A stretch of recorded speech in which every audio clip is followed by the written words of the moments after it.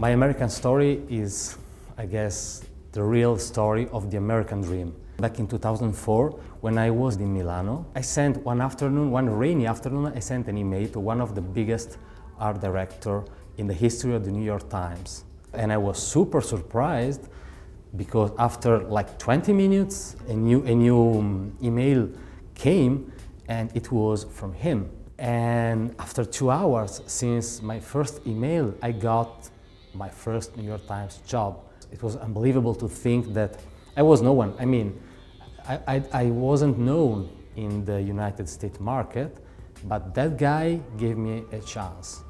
That's the most important thing. That's what for me represents United States. I grew up with many American influences, and at some point in my career, I decided that I really wanted to come and see New York for the first time.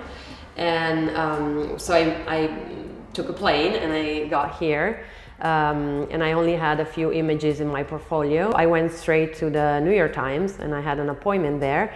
I showed my portfolio, and after a few weeks we started working together.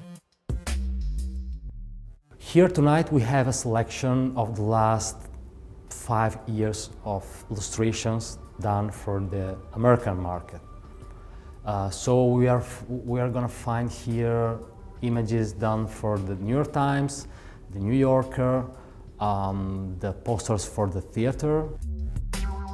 In Italy, the market is different for sure. The illustrators are a small community, while here there's a huge community of illustrators, and many of the art directors are illustrators, so they know each other a lot better. But I find both worlds very interesting. Italy or Europe in general sometimes leave me more freedom. America gives me more security. They pay very well, they pay fast, so it's a different way of working. Everyone who approaches a job that has an audience wants to communicate his inner world to the others. And I am lucky because I have the tools to communicate my inner world through my products. I took what I needed from others that were good in doing what they did.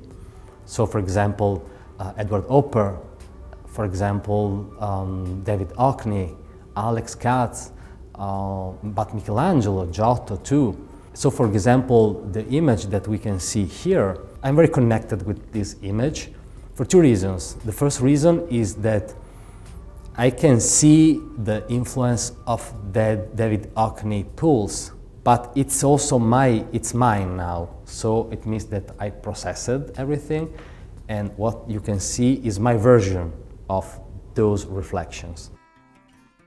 I have, guess, 3 main suggestions for a young guy who would like to approach to this job. The first one is not to have a plan B. The second one is don't follow trends. The third suggestion is probably never give up, because